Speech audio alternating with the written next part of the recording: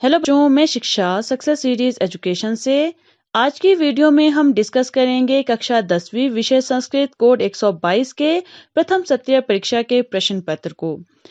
ये प्रश्न पत्र जो है वो बहुविकल्पात्मक होता है, यानी इस प्रश्न पत्र में जितने भी आपको प्रश्न पूछे जाते हैं वो सभी मल्टीपल चॉइसेस वाले होते हैं। आपको चूज करना होता है सही ऑप्शन को और अपनी उत्तर पुस्तिका में उसे लिख लेना होता है। यहाँ पर जितने भी प्रश्न आपको पूछे जाएंगे सभी जो है मल्टीपल चॉइसेस पर आधारित होंगे। आपको कोई भी प्रश्न जो है अलग से लिखने के लिए नहीं आता है। इसका यहाँ पर सीधा सीधा अर्थ ये होता है कि आपका जो ये प्रश्न पत्र है वो बहुत ज्यादा लेंथी नहीं होता है। आपको केवल अपने प्रश्नों को अच्छे से रीड करना है और अपने जो आपको ऑप्शंस दिए हैं उसमें से जो है सही उत्तर को चूज करके अपनी आंसर शीट में लिख लेना है। अब हम बात करेंगे कि आपको इस प्रश्न पत्र को हल करने के लिए कितना समय मिलता है और ये प्रश्न पत्र जो है आपको कितने अंकों के लिए पूछा जाता है। आपको समय मिलता है सार्धैक होरा, यानी आपको 1.5 घंटा जो है अपने प्रश्न पत्र को हल करने के लिए मिलता है और संपूर्णांक 40 यानी पूरा प्रश्न पत्र जो है वो 40 अंकों के लिए पूछा जाता है। ये 40 अंक जो है आपके प्रश्नों में किस तरह से डिस्ट्रीब्यूट होते हैं ये हम आगे प्रत्येक प्रश्न पर देखेंगे कि आपको सारे जो प्रश्न हैं वो कितने कितने अंकों के लिए पूछे जाते हैं, आपको किस तरह से प्रश्नों को हल करना है। सबसे पहले आपको अनप्रयुक्त व्याकरणम यानी आपको अनप्रयुक्त व्याकरण पूछा जाता है। इससे आपको प्रश्न पूछे जाते हैं ग्रामर से रिलेटेड। लेकिन आपको यहाँ पर ये नहीं समझना है कि आपको यहाँ पर केवल अपनी ग्रामर जो आपको पुस्तक है वो आपको पढ़नी है। आपको अपनी जो आपको पाठ्य पुस्तक दी गई है आपको उसे अच्छे से पढ़ना है, क्योंकि यहाँ पर जितने भी प्रश्न आपको पूछे जाएंगे ग्रामर से रिलेटेड वो सभी जो है आपके पाठ्य पुस्तक के ही होंगे। वो ग्रामर से रैंडमली नहीं पूछे जाएंगे, आपको आपकी पाठ्य पुस्तक से ही प्रश्न आएंगे। तो यहाँ पर जो है आपको ज्यादा ध्यान अपनी ग्रामर पुस्तक पर ना देकर जो है अपनी जो आपकी पाठ्य पुस्तक है उस पर देना है। आपको अपनी पाठ्य पुस्तक को अच्छे से रीड करना है ताकि पाठ्य पुस्तक से रिलेटेड जो प्रश्न हो उसके साथ साथ आपके ग्रामर से रिलेटेड जो प्रश्न पूछे जाते हैं वो भी क्लियर हो जाए। तो हम आते हैं अपने पहले प्रश्न पर कि आपको क्या पूछा जाता है। पहले प्रश्न में आपसे पूछा जाता है अधोलिखित वाक्येषु रेखांकित पदस्य संधि पदम संधि विच्छेद पदम वा चिनुत केवलम प्रश्न चतुष्टयम। यहाँ पर आपको कहा गया है कि आपको जो आगे प्रश्न पूछे गए हैं उसमें आपको जो वाक्य दिया जाएगा उसमें एक रेखांकित पद होगा। उस रेखांकित पद को जो है आपने या तो उसका संधि बनाना है या उसका संधि विच्छेद करना है। यहाँ पर आपको कहा गया है केवलम प्रश्न चतुष्टयम, यानी आपको केवल 4 प्रश्न करने हैं। यहाँ पर भी आपको चॉइस दी गई है, 5 प्रश्न आपसे पूछे जाते हैं। आप जो है यहाँ पर एक प्रश्न जो है वो स्किप कर सकते हैं। तो आपको यहाँ पर 4 प्रश्नों के उत्तर देने हैं, जिसके लिए आपको प्रत्येक प्रश्न के लिए एक एक अंक निर्धारित है, यानी 4 अंकों के लिए आपका पहला प्रश्न पूछा जाएगा। तो पहले प्रश्न में आपको पहला पूछा गया है महानगर मध्य चलद निशम कालाय सचक्रम, यानी महानगरों के बीच में चलते हुए रात दिन काला लोहे का पहिया चल रहा है। तो यहाँ पर जो पद है चलद निशम यानी जो रात दिन चलता है वो जो है आपने यहाँ पर देखना है कि उसका संधि विच्छेद जो है वो सही क्या है। आपको 4 ऑप्शन दिए गए हैं, चलद निशम, दूसरा है चलत अनिशम, तीसरा है चलद अनिशम और चौथा है चल द निशम। तो यहाँ पर जो सही जो ऑप्शन है वो है ऑप्शन नंबर निशम का जो संधि विच्छेद है वो होगा चलत जमा अनिशम। तो हमारा दूसरा जो ऑप्शन है वो सही है। दूसरा प्रश्न आपसे पूछा गया है त्वया महत कौतुकम आवेदितम यत जमा मानुषादपि वप बिभेषी। इसका जो अनुवाद है वो है तुमने बहुत आश्चर्यजनक बात बताई कि तुम मनुष्यों से भी डरते हो। तो यहाँ पर जो यत जमा मानुषादपि है वो जो है संधि विच्छेद के रूप में है, आपने उसकी संधि करनी है। तो यहाँ पर आपको 4 ऑप्शन दिए हैं और आपने यहाँ पर चूज करना है कि कौन सा जो है बिल्कुल सही इसकी संधि होगी। तो पहला जो ऑप्शन है वो है यत मानुषादपि, दूसरा है यद मानुषादपि, तीसरा है यन मानुषादपि और चौथा है यत मानुषादपि। तो यहाँ पर जो यत जमा मानुषादपि का सही संधि होगी वो होगा ऑप्शन नंबर 3 होगा ऑप्शन नंबर 3 यन्मानुषादपि। ये हमारा सही उत्तर होगा। तीसरा प्रश्न पूछा गया है। तीसरा आपको प्रश्न पूछा गया है, अति दीर्घः प्रवासः जमा अयम दारुणाश्च। इसका अर्थ हुआ बहुत लंबा सफर है यह और कठोर भी। तो यहाँ पर जो प्रवासः जमा अयम है उसका आपने संधि करनी है। 4 ऑप्शन है, प्रवासोऽयम, दूसरा है प्रवासरयम, तीसरा है प्रवास अयम, चौथा है प्रवासोयम। तो जब प्रवासः जमा अयम की आप संधि करते हैं तो वो होगा ऑप्शन नंबर 1 प्रवासोयम, यानी जो अ है उसको आप एस की तरह जो है लिखेंगे, वो आपका सही संधि होगी। और जब इसका संधि विच्छेद करेंगे तो वो बनेगा प्रवासः जमा अयम। दोनों को आप अच्छे से देख लीजिए, जब संधि होगी तो किस तरह से लिखा जाता है और जब संधि विच्छेद होता है तो किस तरह से लिखा जाता है। अगला प्रश्न आपसे पूछा, मेघरवैश्च प्रवर्षः समजायात। तो यहाँ पर इसका अर्थ है कि शीघ्र ही जो है प्रचंड हवा से, बादलों की गर्जन से जो है वर्षा होगी। और यहाँ पर जो रेखांकित पद है वो है मेघरवैश्च, और इसका आपने संधि विच्छेद करना है। 4 ऑप्शन दिए गए हैं, मेघ जमा रवैश्च, दूसरा है मेघरवै जमा च, तीसरा है मेघ जमा रवैश्च, और चौथा है मेघ रवहि जमा च। अब यहाँ पर जो है 2 ऑप्शंस में आप कंफ्यूज हो सकते हैं, ऑप्शन नंबर 2 और ऑप्शन नंबर 4। दूसरे ऑप्शन में देखिए मेघ रवई के बाद जो है विसर्गों का प्रयोग नहीं किया गया है, लेकिन और चौथे ऑप्शन में देखिए मेघ रवई के बाद जो है विसर्ग का प्रयोग किया गया है। तो हमारा जो ऑप्शन नंबर 4 है वो हमारा सही उत्तर होगा। यानी जो मेघ रवैश्च जो पद है उसका संधि विच्छेद होगा मेघ रवहि जमा च, यानी होगा मेघ रवहि जमा च, यानी जिसमें विसर्ग हो, वो हमारा सही उत्तर है। अगला जो आपको प्रश्न पूछा गया है वो है, अयमेकः जमा तावत विभज्य भुजयताम। इसका अर्थ हुआ कि इस एक को ही बांटकर खा लो। तो यहाँ पर आपको अयमेकः जमा तावत का जो है संधि करनी है कि उसका सही जो संधि है वो क्या होगी। 4 ऑप्शन है। पहला ऑप्शन है आपका अयमेकस्तावत, दूसरा है अयमेकस्तावत, तीसरा है अयमेकस्तावत, और चौथा है अयमेको तावत।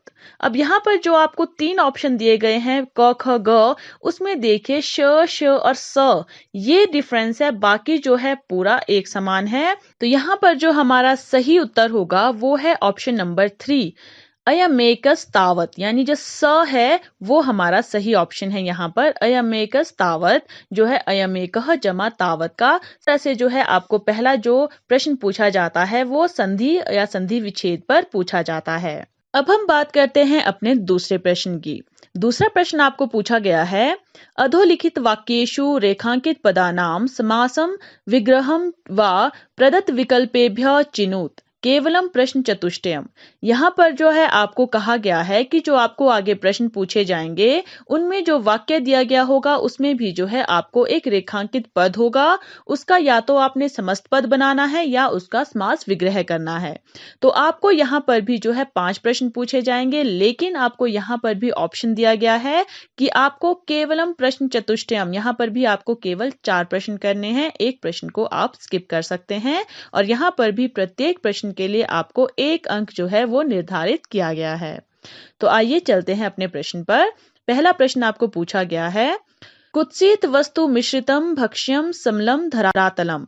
इसका अर्थ है कि खाद्य पदार्थ में दूषित चीजों की मिलावट है और जो धरती है वो भी गंदगी से भरी है। तो यहाँ पर जो ये समलम है उसका अर्थ है दूषित। तो यहाँ पर आपको 4 ऑप्शन दिए गए हैं, आपने समलम जो है वो समस्त पद है उसका विग्रह करना है कि उसका समास विग्रह क्या होगा।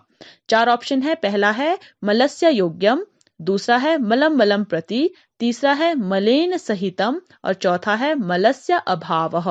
तो यहाँ पर जो समलम हमने कहा था दूषित, जो दूषित है, जो मल से युक्त है। तो यहाँ पर जो तीसरा ऑप्शन है हमारा मलेन सहितम, यानी मल के साथ, मल से सहित। तो ये जो है हमारा सही उत्तर होगा। समलम का जो समास विग्रह होगा वो होगा मलेन सहितम। अगला प्रश्न देखिए, भयेन आकुलं व्याघ्रं दृष्ट्वा कश्चित् धूर्तः शृगालः हसनाः। तो इसका अर्थ है कि जो डर से व्याकुल बाघ था उसको देख कर है कोई धूर्त सियार जो है हंसकर बोला। अब यहाँ पर जो भयेन आकुलम है वो जो है समास विग्रह है, उसका समस्त पद आपने देखना है कि भयेन आकुलम का समस्त पद क्या होगा। तो 4 ऑप्शन है। पहला है भयनाकुलम, दूसरा है भयाकुलम, तीसरा है भयकुलम और चौथा है भया आकुलम। तो जो यहाँ पर भयेन आकुलम का समस्त पद होगा वो होगा ऑप्शन नंबर 2 भयाकुलम। ये हमारा समस्त पद होगा और इसका विग्रह होगा भयेन आकुलम। अगला प्रश्न देखिए। तथा प्रवेशतः विदूषकेनोपदिश्यमान मार्गौ तपसौ कुशलवौ। तो इसका अर्थ है कि जब विदूषक के द्वारा बताए हुए मार्ग से तपस्वी कुश और लव प्रवेश करते हैं। कुशलवौ जो है ये यहाँ पर रेखांकित पद है, इसका जो है आपने समास विग्रह करना है। तो जब हमने इसका ट्रांसलेट किया यानी जब इसने कन्वर्ट किया तो हमने कुशलवौ की जगह कुश और लव ये प्रयुक्त किया है। तो हमने इसके आधार पर जो है देखना है 4 ऑप्शन में से हमारा सही ऑप्शन क्या होगा। पहला ऑप्शन है कुशा च लवह च, दूसरा है लवह च कुशः च, तीसरा है लवौ च कुशौ च, चौथा है कुशस्य च लवस्य च। तो यहाँ पर हमने पहले कहा था कुश लवौ का जब हमने हिंदी में ट्रांसलेट किया तो हमने कहा था कुश और लव, यानी पहले हमने कुश कहा उसके बाद लव। तो हम जो है पहला जो और दूसरा ऑप्शन है उसमें कंफ्यूज थे, लेकिन जब हमने कहा कि पहले हमने कुश प्रयोग किया है तो हम पहले ऑप्शन को सही कहेंगे कि वहां पर है कुशः च लवः च, यानी कुश लवौ का जो समास विग्रह होगा वो होगा कुशः च लवः च और जो समस्त पद होगा वो होगा कुश लवौ। अगला प्रश्न देखिए। कश्चित् कृषकः बलिवर्दाभ्यम क्षेत्रस्य कृष्णम कुर्वन्नासीत्। तो यहाँ पर जो है इसका अर्थ है कि कोई किसान जो है 2 बैलों के द्वारा खेत की जुताई कर रहा है। क्षेत्रस्य कृष्णम यानी खेत की जुताई। तो यहाँ पर 4 ऑप्शन है, आपने क्षेत्रस्य कृष्णम का समास देखना है, समस्त पद देखना है कि उसका समस्त पद क्या होगा। ये जो है समास विग्रह है, समस्त पद इसका क्या होगा। 4 ऑप्शन है। पहला है क्षेत्रा कर्षणम, दूसरा है क्षेत्रम कर्षणम, तीसरा है क्षेत्रस्य कर्षणम, चौथा है क्षेत्र कर्षणम। तो यहाँ पर जब हमने इसको हिंदी में कन्वर्ट किया था तो क्षेत्रस्य कृष्णम का मतलब था खेत की जुताई। तो खेत की जुताई, इसके आधार पर जब हम इसका समस्त पद देखेंगे तो वो होगा हमारा ऑप्शन नंबर 4 यानी क्षेत्र कर्षणम, ये हमारा सही ऑप्शन होगा। अगला प्रश्न देखिए। श्री राम सवाष्पम लोकयति, यानी जो श्री राम है वो अश्रु पूर्ण नेत्रों से देखते हैं, यानी उनकी आंखों में नमी थी। सवाष्पम हुआ वाष्पों के साथ, यानी जिसमें नमी हो उसके साथ। तो यहाँ पर आपको 4 ऑप्शन है। वाष्पस्य सहितम, दूसरा है स्वः च वाष्पम च, तीसरा है वाष्पेन सहितम, चौथा है वाष्पस्य अभावः। तो सवाष्पम हमने कहा था वाष्प के साथ, यानी जिसमें नमी हो उसके साथ।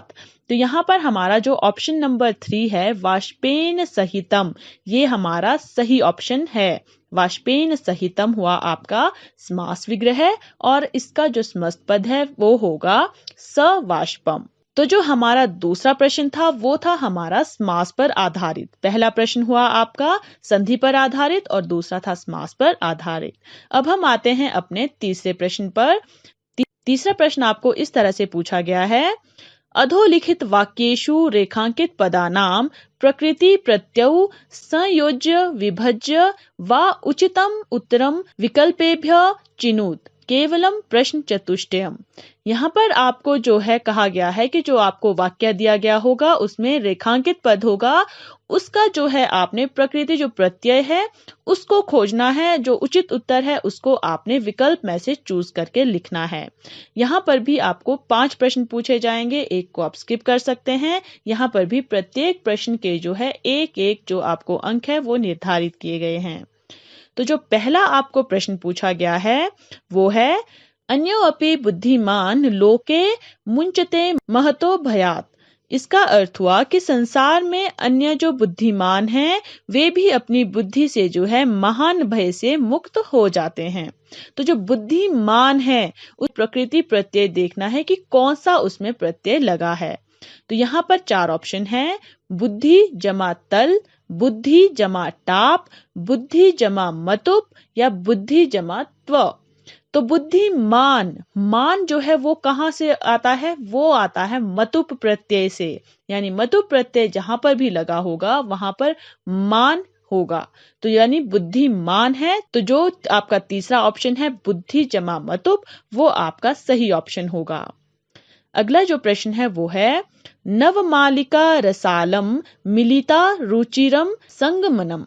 तो यहाँ पर अर्थ है कि आम के पेड़ से नवमालिका कहा जाता है आपके चमेली को, तो चमेली का सुंदर जो है समागम है। तो यहाँ पर जो है जो मिलिता जो शब्द है वो आपका अंडरलाइन किया गया है। इसमें आपने देखना है कि कौन सा प्रत्यय जुड़ा है। तो यहाँ पर 4 ऑप्शन है, मिलित जमा टाप, मिल जमा टाप, मिल जमा त्व या मिल जमा त।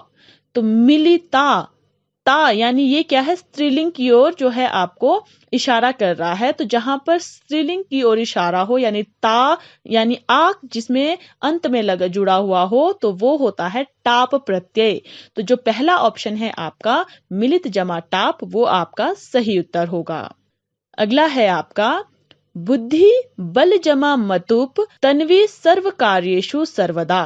तो यहाँ पर इसका अर्थ है कि जो देह के सभी कार्य हैं उसमें बुद्धि जो है वो बलवती होती है।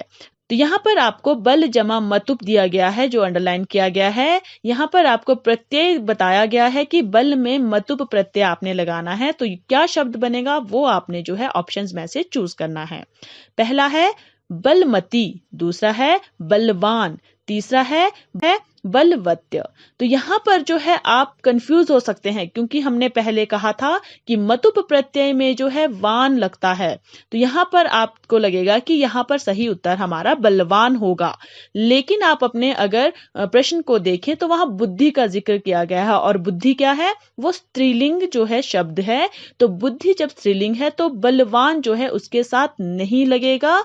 तो जो है जो बल है उसके साथ मतुप भी जो है स्त्रीलिंग की तरह जुड़ेगा। तो यहाँ पर हमारा सही उत्तर होगा ऑप्शन नंबर 3 बलवती। यानी अगर जो है मतुप प्रत्यय आप पुरुष यानी पुल्लिंग के साथ जोड़ें तो बनेगा बलवान, लेकिन अगर जो है बल मतुप जो है आप बुद्धि यानी किसी स्त्रीलिंग के साथ जुड़े तो वो बनेगा बलवती। तो हमारा तीसरा जो ऑप्शन है वो सही उत्तर होगा।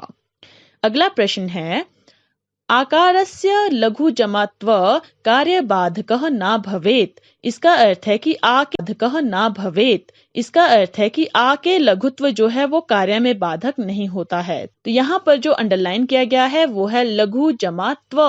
तो यहाँ पर जो है त्व जो प्रत्यय है वो लघु शब्द में आपने जोड़ना है। तो यहाँ पर क्या शब्द बनेगा, 4 ऑप्शन है। पहला है लघुता, दूसरा है लघुत्वम, तीसरा है लघुत्वा और चौथा है लघुत्वः। तो यहाँ पर जो दूसरा ऑप्शन है आपका वो सही होगा, यानी लघु जमा त्व बनेगा लघुत्वम, यानी दूसरा हमारा सही उत्तर है। अगला आपको प्रश्न है, वेदानां महत्वम को न जानाति, यानी वेदों के महत्व को कौन नहीं जानता। और यहाँ पर अंडरलाइन है महत्वम। महत्वम को आपने जो है अलग करना है कि कौन सा इसमें प्रत्यय जुड़ा है। 4 ऑप्शन है, महत जमा कत्वा, दूसरा है मह जमा त्व, तीसरा है महत जमा त्व और चौथा है महत जमा त्व। ऑप्शन है वो है ऑप्शन नंबर 4 महत जमा त्व यानी महत्वम। तो यहाँ पर जो तीसरा प्रश्न है वो आपका प्रकृति प्रत्यय से रिलेटेड होता है। अब हम बात करते हैं, तो चौथा प्रश्न आपसे पूछा गया है, वाच्यस्य नियमानुगुणम उचितम विकल्पम चिनोत केवलम प्रश्न त्रयम। यहाँ पर आपको कहा गया है कि आपको नियम के अनुसार जो है वाक्य को पूरा करना है। आपको वाक्य दिया जाएगा, वहां पर आपको कुछ रिक्त स्थान दिए गए होंगे, उसमें जो है आपने उचित विकल्प को चूज करके ऑप्शन को जो आपको सही लगता है वो चूज करके जो है अपनी उत्तर पुस्तिका में लिखना है। यहाँ पर केवलम प्रश्न त्रयम यानी यहाँ पर भी आपको ऑप्शन दिया गया होगा, आपको 4 प्रश्न दिए गए होंगे, उसमें से आप एक स्किप कर सकते हैं। आपको यहाँ पर 3 प्रश्नों को लिखना है। यहाँ पर भी प्रत्येक प्रश्न के लिए आपको एक एक अंक जो है वो निर्धारित किया गया है। तो पहला प्रश्न जो है आपको इस तरह से दिया गया है, बालकः डैश खादति। यहाँ पर आपको 4 ऑप्शन दिए हैं, पायसम, पायसः, पायसेन, पायसस्य। तो यहाँ पर जो पायसम है वो कहा जाता है खीर को। तो बालक जो है खीर खाता है। जो चार आपको ऑप्शन दिए हैं उसमें से जो सही यहाँ पर नियम के अनुसार लगता है वो है ऑप्शन नंबर 1 पायसम। बालकः पायसम खादति, ये आपका सही जो वाक्य है वो बनेगा। तो हमारा जो पहला जो ऑप्शन है वो सही उत्तर होगा। अगला दिया गया है डैश चित्राणि दृश्यन्ते। तो यहाँ पर 4 ऑप्शन है, अहम, माम, मया, मह्यम। तो यहाँ पर जो है बहुवचन है यानी दृश्यन्ते, ये जो है बहुवचन में प्रयोग होता है। चित्राणी जो है वो बहुवचन में प्रयोग होता है। तो नियम के अनुसार जो है जो हमारा तीसरा ऑप्शन है मया, वो यहाँ पर बिल्कुल सही बैठेगा और ये हमारा सही उत्तर होगा, यानी मया चित्राणी दृश्यन्ते। अगला आपको प्रश्न दिया गया है, मात्रा रोटी का डैश, यानी माता रोटी का डैश करती है। क्या करती है? 4 ऑप्शन है, पचती, पचयन्ते, पचयते, पचंती। अब यहाँ पर जो है नियम के अनुसार क्या है, ये बहुवचन है। रोटी का एक तो रोटी नहीं बनाएगी माता, वो कैसे है, रोटी बहुत सारी बनाएंगी। तो यहाँ पर जो है नियम के अनुसार क्या लगेगा, पचयन्ते, यानी हमारा ऑप्शन नंबर 2 ये हमारा सही उत्तर होगा, मात्रा रोटी का पचयन्ते। अगला प्रश्न है, डैश फलानी आनयति, कौन जो है फल लाता है। 4 ऑप्शन है, पितरः, पितरौ, पित्रा, पिता। तो यहाँ पर जो सही है वो है ऑप्शन नंबर 4, यानी पिता फलानी आनयति, ये हमारा सही वाक्य होगा, यानी पिता जो है वो सही उत्तर है। तो इस तरह से जो आपका चौथा प्रश्न है वो आपका वाक्य से रिलेटेड होगा, यानी आपको सही जो है वाक्य बनाना है, आपने सही ऑप्शन चूज करना है जिससे आपका वाक्य सही नियम के अनुसार लगे। अगला जो आपका प्रश्न है वो है प्रश्न नंबर 5, जो इस तरह से आपसे पूछा गया है, प्रदत्त विकल्पेभ्यः समुचितं कालबोधक शब्दं चिनोत केवलम प्रश्न चतुष्टयम्। यहाँ पर भी आपको 4 प्रश्न करने हैं। यहाँ पर जो है कालबोधक शब्द, यानी यहाँ पर आपको समय के बारे में पूछा जाता है। इस प्रश्न को अच्छे से सॉल्व करने के लिए आपको संस्कृत में समय को क्या कहते हैं, कितने बजे को कितना कहते हैं, ये पता होना चाहिए। और इसके लिए जो है आप हमारे चैनल सक्सेस सीरीज एजुकेशन पर जाकर जो है कालबोधक शब्द के बारे में परिचय जान सकते हैं। हमने वहां पर संस्कृत में कितने समय को कैसे कैसे डिवाइड किया जाता है, क्या क्या कहा जाता है, इस पर हमने एक डिटेल वीडियो बना रखी है। वहां से जो है आप वीडियो को देख सकते हैं और इस प्रश्न को करने में वहां से आपको बहुत ज्यादा हेल्प होगी। तो आते हैं हम अपने प्रश्न पर। आपको पहला प्रश्न दिया गया है, माता प्रातः डैश उत्तिष्ठति। तो यहाँ पर जो है आपको ज्यादा कुछ नहीं देखना है, आपको केवल यहाँ पर समय देखना है। आपको यहाँ पर कोई अनुवाद करने की जरूरत नहीं है, आपको यहाँ पर समझने की जरूरत नहीं है। आपको केवल ब्रैकेट में यहाँ पर देखिए 8 बजे का समय दिया गया है और आपको देखना है कि ऑप्शन में 8 बजे को क्या कहते हैं, उसको जो है सही ऑप्शन चूज करके जो है अपने रिक्त स्थान में भर लेना है। तो यहाँ पर 4 ऑप्शन दिए गए हैं, सार्ध अष्टवादने, अष्टवादने, पादोन अष्टवादने, अष्टवादने। तो यहाँ पर जो 8 बजे का समय है उसे संस्कृत में कहा जाता है ऑप्शन नंबर 2 जो आपको कहा गया है अष्टवादने, ये जो है आपका सही उत्तर होगा। अगला प्रश्न है, चेतक एक्सप्रेस इति रेल यानम डैश देहलियम आगच्छति। आपको यहाँ पर 4:45 बजे का समय दिया गया है। तो यहाँ पर 4 ऑप्शन है, सार्ध चतुर्वादने, दूसरा है पादोन चतुर्वादने, तीसरा है पादोन पंचवादने, चौथा है सपाद चतुर्वादने। यानी 45 को आप कहते हैं 4:45, यानी उसमें पीछे 5 आ रहा है, ये आप ध्यान रखिए। और यहाँ पर देखिए तीसरा जो ऑप्शन है उसमें कहा गया है पादोन पंचवादने, बाकी सभी में जो है चतुर्वादने कहा गया है। तो हमारा जो तीसरा ऑप्शन है वो हमारा सही उत्तर होगा। अगर आप एक जो है ऐसे ही तुक्का लगाना चाहें, लेकिन अगर आप सही से जो है जानते हैं तो आपको भी पता है कि जो हमारा तीसरा ऑप्शन है वो हमारा बिल्कुल सही उत्तर है, यानी 4:45 को कहा जाता है पादोन पंचवादने। अगला प्रश्न है, मलिका डैश प्रातराशम करोति। 7:30 बजे का टाइम दिया गया है, तो 7:30 को जो है संस्कृत में क्या कहा जाता है? 4 ऑप्शन है। सार्ध सप्तवादने, दूसरा है सपाद सप्तवादने, तीसरा है पादोन सप्तवादने और चौथा है सप्तवादने। तो 7:30 को कहा जाता है सार्ध सप्तवादने, यानी हमारा जो पहला ऑप्शन है वो हमारा सही उत्तर होगा। चौथा प्रश्न दिया गया है, राहुलः प्रातः भ्रमणाय डैश उद्यानम गच्छति। यहाँ पर समय दिया गया है 6:15। तो 6:15 को जो है यानी 6:15 को जो है आप क्या कहेंगे? 4 ऑप्शन है। पहला है षड्वादने, दूसरा है सार्ध षड्वादने, तीसरा है पादोन षड्वादने और चौथा है सपाद षड्वादने। तो 6:15 जो 6:15 कहा जाता है उसको संस्कृत में कहते हैं सपाद षड्वादने, यानी सावा के लिए जो है सपाद शब्द का प्रयोग होता है। तो हमारा जो चौथा ऑप्शन है वो हमारा सही उत्तर होगा। अगला जो प्रश्न आपसे पूछा गया है वो है, रेलयान मेकम डैश उत्तरांचलम प्रति गच्छति। यहाँ पर जो है 1:15 का जो समय दिया गया है उसको संस्कृत में क्या कहेंगे? 4 ऑप्शन है। सार्ध एकवादने, दूसरा है सपाद एकवादने, तीसरा है चौथा है एकवादने। तो यहाँ पर 1:15 को कहा जाता है सपाद एकवादने, यानी जो हमारा दूसरा ऑप्शन है वो हमारा सही उत्तर होगा। तो जो ये आपका 5वां प्रश्न है उसको अच्छे से करने के लिए आप जरूर हमारे चैनल पर जाकर जो है संस्कृत में समय को हम क्या कहते हैं इसके ऊपर हमने एक डिटेल वीडियो बनाई है, उसे जाकर जरूर देख लीजिएगा।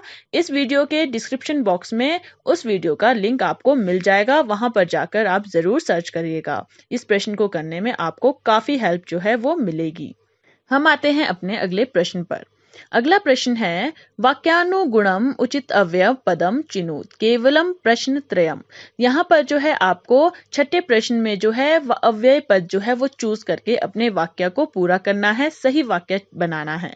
अव्यय के बारे में आपको संक्षिप्त रूप में बता दें कि अव्यय किसे कहते हैं। अव्यय वो शब्द होते हैं जो काल, लिंग, वचन आदि के अनुसार नहीं बदलते हैं। जो यानी आपको कोई भी सिचुएशन दी जाए, आपका भूतकाल हो, भविष्य काल हो, वर्तमान काल हो, जो आपका शब्द है, जो अव्यय पद है वो जो है वैसे का वैसा ही रहता है, वो चेंज नहीं होता है। यानी जो किसी भी स्थिति में परिवर्तित ना हो वो जो है अव्यय कहा जाता है। तो आपने जो है अव्यय पद सही चूज करने हैं अपने प्रश्न को पूरा करने के लिए, जो आपके प्रश्न के अनुसार सही हो। तो अपने प्रश्न पर आते हैं। पहला प्रश्न आपसे पूछा गया है, दुर्वहम डैश जीवितम जातम प्रकृति रेव शरणम। ये जो वाक्य दिया गया है उसका अर्थ इस तरह से है कि यहाँ जीवन कठिन हो गया है। तो यहाँ जो शब्द है वो जो है आपके इस जो वाक्य है उसमें से मिसिंग है। तो यहाँ को जो है संस्कृत में कहते हैं अत्र। तो यहाँ पर जो 4 ऑप्शन है वो है तरहि, शनैः, सहसा या अत्र। तो यहाँ पर जो चौथा ऑप्शन है वो हमारा सही उत्तर होगा। दुर्वहमत्र जीवितम जातम प्रकृतिरेव शरणम। इस जीवितम जातम प्रकृतिरेव शरणम इस तरह से होगा, यानी अत्र हमारा जो चौथा ऑप्शन है वो यहाँ पर सही उत्तर होगा।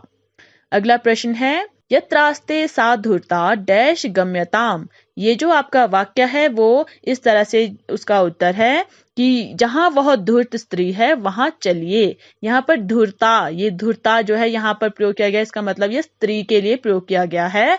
तो यहाँ पर कहा गया है कि यत्रास्ते सा धूर्ता, यानी जहां पर वो धूर्त स्त्री है, डैश गम्यताम चलिए, यानी यहाँ पर क्या मिसिंग है? वहां। और वहां के लिए क्या प्रयोग होता है संस्कृत में? तत्र। तो यहाँ पर जो 4 ऑप्शन है वो है तत्र, यत्र, अन्यत्र या अपि। तो यहाँ पर जो हमारा पहला ऑप्शन है वो हमारा सही उत्तर होगा, यानी यत्रास्ते सा धूर्ता तत्र गम्यताम, यानी पहला हमारा सही उत्तर है। अगला प्रश्न है, सह दीनम इति जानन डैश कृषकः तम बहुधा पीड़यति। अनुवाद इस तरह से है कि वह दुर्बल है ऐसा जानते हुए भी किसान उसको बहुत पीड़ित करता है। तो यहाँ पर जो मिसिंग है वो है भी, और भी के लिए जो है संस्कृत में प्रयोग होता है अपि। तो यहाँ पर 4 ऑप्शन में से देखिए श्व, कुतः, अपि, हय। तो यहाँ पर जो तीसरा ऑप्शन है वो है अपि, यानी वो हमारा सही उत्तर होगा। तो हमारा जो वाक्य है वो इस तरह से बनेगा कि सह दीनः इति जानन अपि कृषकः तम बहुधा पीड़यति। इस तरह से जो है ये पूर्ण होगा। तो इसका सही उत्तर होगा अपि, यानी हमारा ऑप्शन नंबर 3। अगला प्रश्न है रामम उपसृत्य प्रणमय डैश कुशलवौ वदत। तो यहाँ पर 4 ऑप्शन है वृथा, च, हय, इतस्तत। तो जो ये वाक्य है उसका जो अनुवाद है वो होगा राम के पास जाकर और प्रणाम करके कुशलव बोले। तो यहाँ पर मिसिंग है और, यानी च यहाँ पर मिस है। तो यहाँ पर जो 4 ऑप्शन दिए गए हैं उसमें से ऑप्शन नंबर 2 यानी च हमारा सही उत्तर होगा। यानी रामम उपसृत्य प्रणमय च लवकुशौ वदत। इस तरह से ये वाक्य पूरा होगा। तो जो हमारा प्रश्न नंबर 6 है उसमें जो है आपको अव्यय से रिलेटेड प्रश्न पूछे जाते हैं। अगला जो हमारा प्रश्न है वो है अधोलिखित वाक्येषु रेखांकित पदम अशुद्धम अस्ति शुद्धम पदम विकल्पेभ्यः चिनोत केवलम प्रश्न त्रयम्। यहाँ पर जो है आपको अशुद्ध वाक्य दिए गए हैं, आपने उन्हें विकल्प में से चूज करके जो है ऑप्शंस में से चूज करके सही जो उसमें आना है उस पद की जगह में जो आपको रेखांकित किया गया होगा उसकी जगह पे आपको शुद्ध पद को चूज करना है। यहाँ पर जो है आपको ऑप्शन होंगे 4 में से आपको केवल 3 प्रश्न करने हैं और यहाँ पर भी प्रत्येक प्रश्न के लिए 1 अंक जो है वो निर्धारित किया गया है। तो हमारा जो पहला प्रश्न दिया गया है वो है त्वम पाठम पठति। यहाँ पर जो है पठति जो पद है वो रेखांकित किया गया है, यानी आपको पठति की जगह पर जो है सही पद जो है वो चूज करके लिखना है। यहाँ पर 4 ऑप्शन है पठत, पठसी, पठंती, पठतः। तो यहाँ पर देखिए त्वम के साथ जो है हमेशा पठसी का प्रयोग होता है। तो यहाँ पर जो है हमारा ऑप्शन नंबर 2 यानी त्वम पाठम पठसी इस तरह से जो है शुद्ध वाक्य होगा, यानी दूसरा ऑप्शन हमारा सही उत्तर है। अगला प्रश्न है फलह करंडके संति, यानी जो फल है वो कहाँ है, टोकरी में है। तो यहाँ पर जो है फला की जगह पर जो है हमने सही जो ऑप्शन है वो चूज करके लिखना है। 4 ऑप्शन है फलम, फलह, फलानी, फले। तो यहाँ पर फलाह की जगह आएगा आपका ऑप्शन नंबर 3 यानी फलानी। जो फल है वो बहुवचन में आएंगे। तो फलानी करंडके टोकरी में है। अगला हमारा प्रश्न है तौ बालकौ गच्छति। यहाँ पर गच्छति जो है वो अंडरलाइन किया गया है, यानी हमने गच्छति की जगह में जो है सही जो यहाँ पर शुद्ध रूप से पद आएगा वो हमने चूज करना है। 4 ऑप्शन है गच्छसि, गच्छन्ति, गच्छति, गच्छतः। तो यहाँ पर जो है जो चौथा ऑप्शन है गच्छतः वो हमारा सही उत्तर होगा, क्योंकि तौ बालकौ यानी 2 बालक जाते हैं। तो 2 बालकों के साथ आएगा गच्छतः। अगला हमारा है राधा श्व गच्छति। गच्छति जो है यहाँ पर अशुद्ध है, ये रेखांकित किया गया है, ये अंडरलाइन किया गया है। इसकी जगह में आपने 4 ऑप्शंस में से सही ऑप्शन चूज करना है। 4 ऑप्शन है गमिष्यति, अगच्छत, गच्छतु, गच्छसि। तो यहाँ पर देखिए राधा श्व कहा जाता है आने वाले कल को। तो जो आने वाला कल है वो भविष्य में है। तो भविष्य में जो है गमिष्यति का प्रयोग होता है, गच्छति का नहीं। तो आएगा राधा श्व गमिष्यति, यानी हमारा जो पहला ऑप्शन है वो हमारा सही उत्तर होगा। तो इस तरह से जो है आपका प्रश्न नंबर 7 भी जो है कंप्लीट होता है। यानी प्रश्न नंबर 7 में आपको अशुद्ध वाक्य दिए गए होंगे, आपने सही ऑप्शन को चूज करना है अपने वाक्यों को शुद्ध करने के लिए।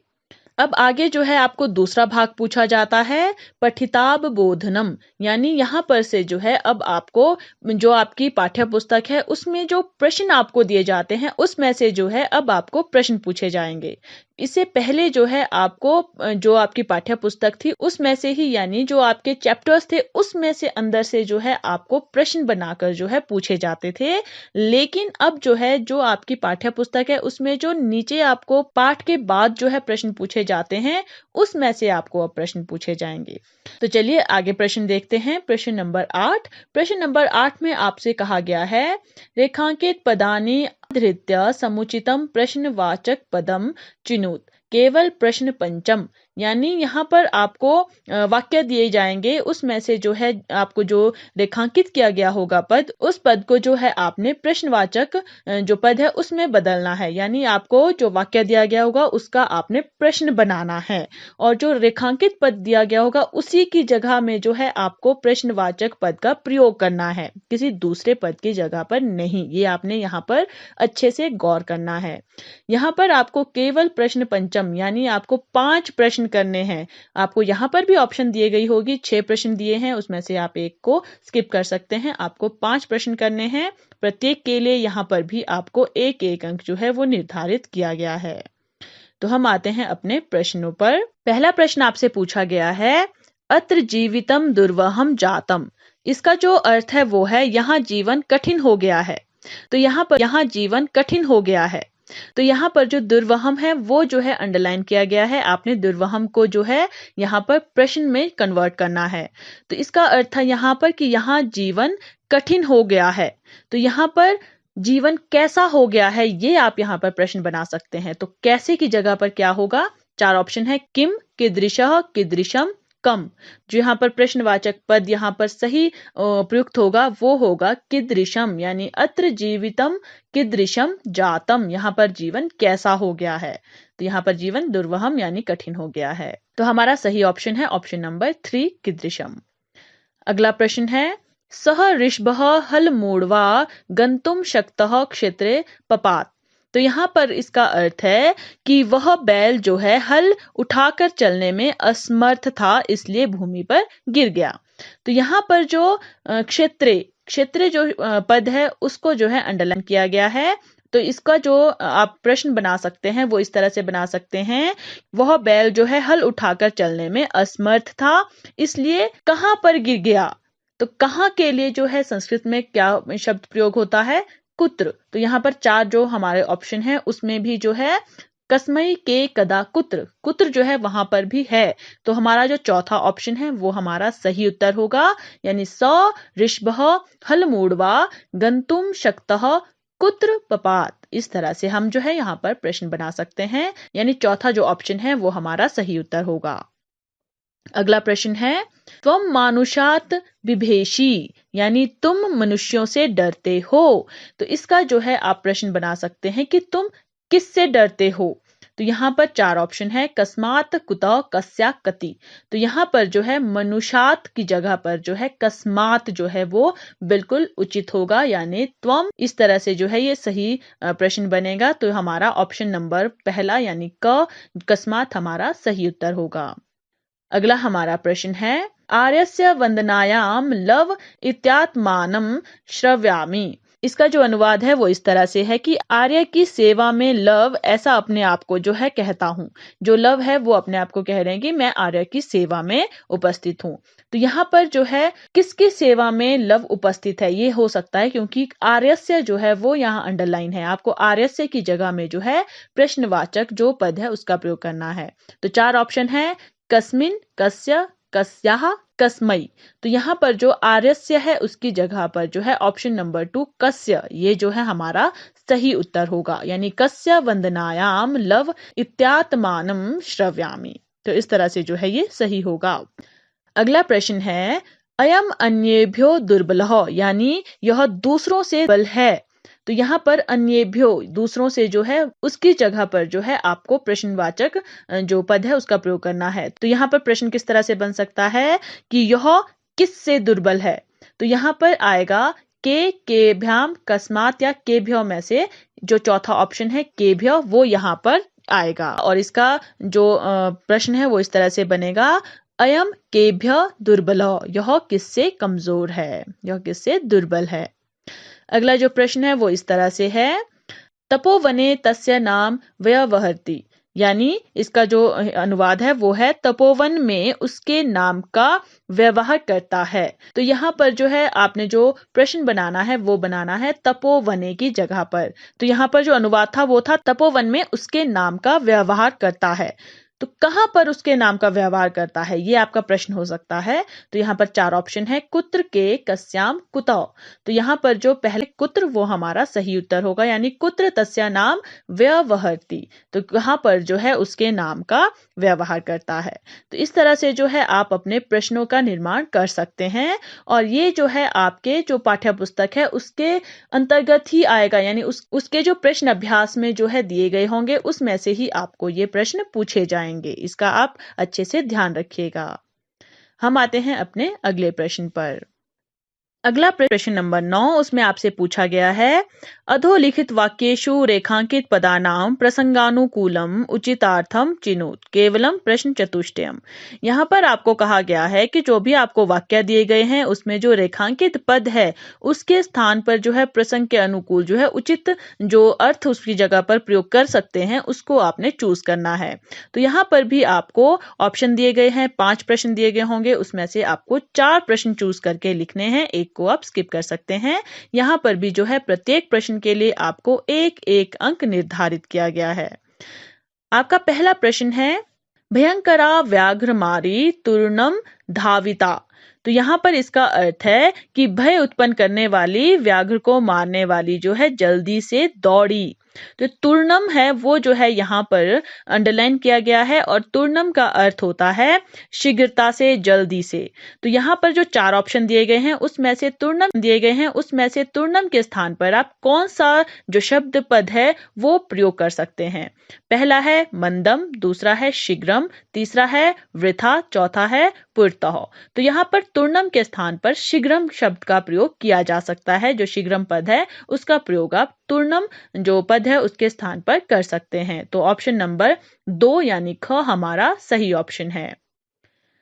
अगला प्रश्न है, व्याघ्रमारी काचिदीय मिति मत्वा व्याघ्रो भयाकुल चितो नष्ट।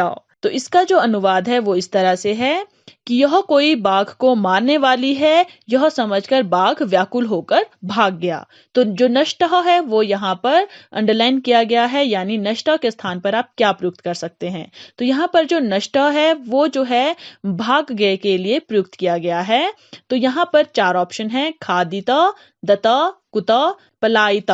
तो यहाँ पर जो ऑप्शन है हमारा पलायिता, वो भी जो है भाग जाने या पलायन करने के लिए प्रयोग किया जाता है। तो नष्ट की जगह पर हम पलायिता जो है वो प्रयोग कर सकते हैं। तो ऑप्शन नंबर 4 यानी घ हमारा सही ऑप्शन होगा, सही उत्तर होगा। अगला प्रश्न है, सुरभि वचनम श्रुत्वा भृंशम विस्मित तस्या खंडलस्यापि हृदयम द्रवत। तो इसका अनुवाद है कि सुरभि के वचनों को सुनकर जो है विस्मित इंद्र का भी जो हृदय है वो अत्यधिक द्रवित हो गया।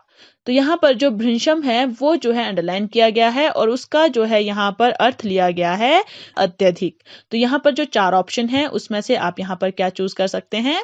ऑप्शन है अति न्यूनम, दूसरा है वृषभम, तीसरा है बहु अधिकम, और चौथा है अनेक वारम। तो यहाँ पर भृंशम का अर्थ हमने बताया था अत्यधिक। तो यहाँ पर जो है ऑप्शन नंबर 3 यानी बहु अधिकम का हम यहाँ पर प्रयोग कर सकते हैं भृंशम की जगह पर। अगला हमारा प्रश्न है, किम कुपिता एवं भणति उत प्रकृति स्था।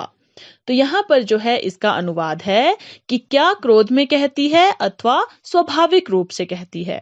तो यहाँ पर जो है भणति जो पद है वो अंडरलाइन किया गया है, और भणति का जो है यहाँ पर प्रयोग किया गया है कहने के लिए। तो यहाँ पर 4 ऑप्शन है, कथयति, ताड़यति, गर्जति, हस्ति। तो यहाँ पर कहने के लिए हम प्रयुक्त कर सकते हैं कथयति, यानी भणति के स्थान पर हम कथयति का प्रयोग कर सकते हैं। तो ऑप्शन नंबर 1 यानी क हमारा सही उत्तर होगा।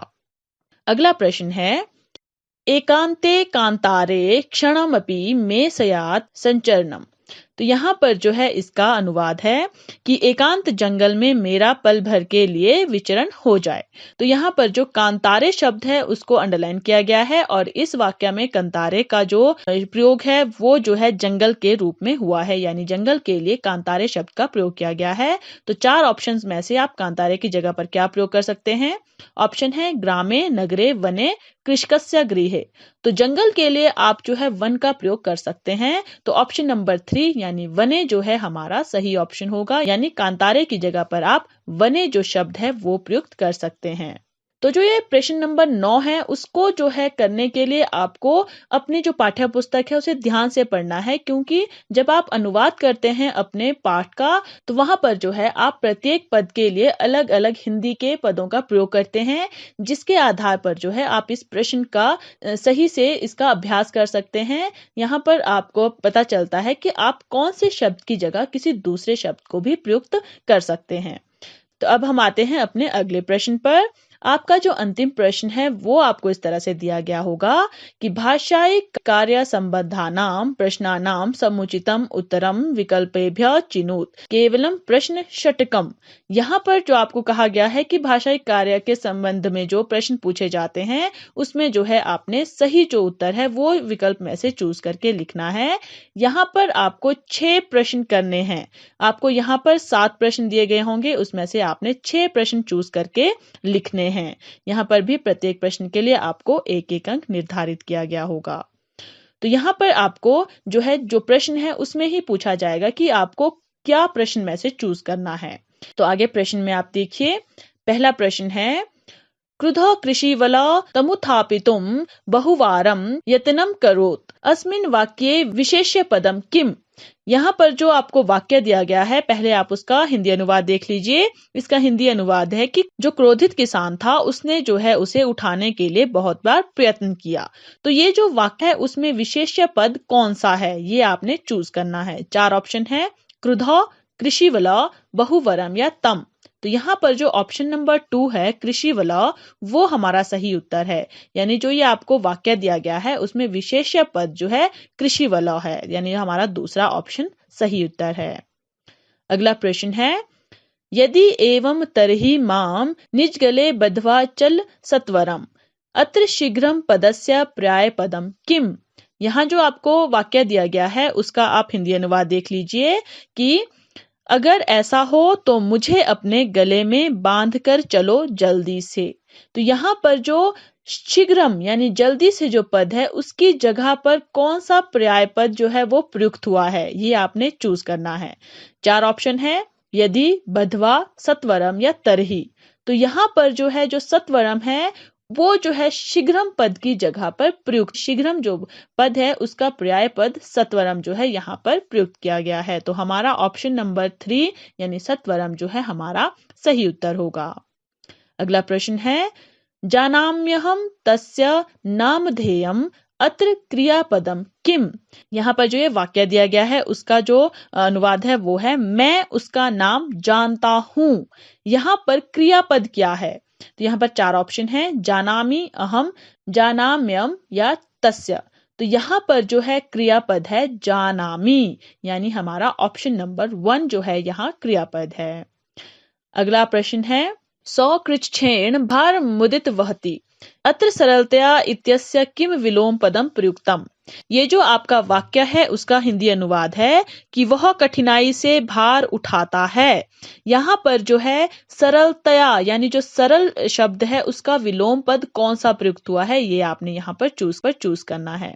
यहाँ पर 4 ऑप्शन है, सौ, कृच्छ्रेण, उद्वहति या भारम। तो यहाँ पर जो ऑप्शन नंबर 2 है यानी कृच्छ्रेण ये जो है यहाँ पर सरलता शब्द का विपरीत जो है यानी विलोम शब्द है वो प्रयुक्त हुआ है। कृच्छ्रेण होता है यहाँ पर कठिनाई से, यानी सरलता का जो उल्टा शब्द होगा वो होगा कठिनाई। तो यहाँ पर जो कृच्छ्रेण है यानी ऑप्शन नंबर 2 वो हमारा सही उत्तर होगा। अगला प्रश्न है यानानाम पंक्तयो हयनन्तः अस्मिन् वाक्ये किम विशेषण पदम प्रयुक्तम। इस वाक्य में विशेषण पद कौन सा प्रयुक्त हुआ है? तो इस वाक्य का जो हिंदी अनुवाद है वो है वाहनों की पंक्तियां अनंत है, यानी उनका कोई अंत नहीं है। तो यहाँ पर जो है विशेषण पद कौन सा है? 4 ऑप्शन है, यानानाम पंक्तय अनंतः या ही। तो यहाँ पर जो तीसरा ऑप्शन है अनंतः यानी अनंत है, ये जो है यहाँ पर विशेषण पद है। अगला जो प्रश्न है वो है सव्याग्रह तथा कृत्वा काननम ययो अत्र कर्तृपदम किम। इस वाक्य में कर्ता पद कौन सा है? तो यहाँ पर जो है आप हिंदी अनुवाद देख लीजिए। इसका हिंदी अनुवाद है कि वह बाघ जो है वैसा करके जंगल गया। तो यहाँ पर कर्ता कौन है? यहाँ पर 4 ऑप्शन है, सह, व्याघ्रः, काननम या ययो। तो यहाँ पर कर्ता कौन है? व्याघ्र, यानी जो बाघ है वो यहाँ पर कर्ता है। यहाँ पर ऑप्शन नंबर 2 यानी व्याघ्र हमारा सही उत्तर होगा। अगला प्रश्न है, अति दीर्घः प्रयासो अयम दारुणश्च, यानी बहुत लंबा सफर है और यह कठिन भी है। तो अत्र विशेष्य पदम किम, यहाँ पर विशेष्य पद कौन सा है? 4 ऑप्शन है, अति दीर्घः अयम दारुणः या प्रवासः। तो यहाँ पर जो है प्रवासः जो है वो यहाँ पर विशेष्य पद है। तो ये हमारा जो चौथा ऑप्शन है वो हमारा सही उत्तर होगा। अगला प्रश्न है, दुर्दान्तै दर्शनैर्मुना शयाननेव जनग्रसनम अत्र दंतौ इत्यर्थे किम पदम प्रयुक्तम। यहाँ पर जो है वाक्य दिया गया है वहां पर जो है दंतई के स्थान पर कौन सा पद प्रयुक्त हुआ है? तो यहाँ पर जो आपको वाक्य दिया गया है उसका हिंदी अनुवाद है कि इसके भयानक दांतों से मानव का विनाश ही ना हो जाए। तो यहाँ पर दांतों के लिए जो है कौन सा पद प्रयुक्त हुआ है इस वाक्य में? 4 ऑप्शन दिए गए हैं, दुर्दान्तई दर्शनई, दूसरा है दुर्दान्तई, तीसरा है दशनई और चौथा है जनग्रसनम। तो यहाँ पर जो तीसरा ऑप्शन है दशनई वो हमारा सही उत्तर है, यानी दशनई जो है वो दंतई के स्थान पर जो है प्रयुक्त किया गया है। तो इस तरह से इस वीडियो में हमने आपके प्रथम सत्रीय जो संस्कृत का प्रश्न पत्र है उसे सॉल्व किया है और आशा करते हैं कि इस प्रश्न पत्र से जो है आपको सहायता प्राप्त हुई होगी। आप अपने प्रश्नों को किस तरह से सॉल्व करेंगे। तो इस तरह से इस वीडियो में हमने संस्कृत के प्रथम सत्र के जो प्रश्न पत्र हैं उसको सॉल्व करके हमने प्रश्न पत्र पर चर्चा की है कि आपको किस तरह से अपने प्रश्नों को सॉल्व करना है और आशा करते हैं कि आपको इसमें सहायता प्राप्त हुई होगी। इसी तरह की महत्वपूर्ण वीडियोस के लिए आप हमारे चैनल सक्सेस सीरीज एजुकेशन को फेसबुक, यूट्यूब, इंस्टाग्राम और ट्विटर पर भी फॉलो कर सकते हैं। धन्यवाद।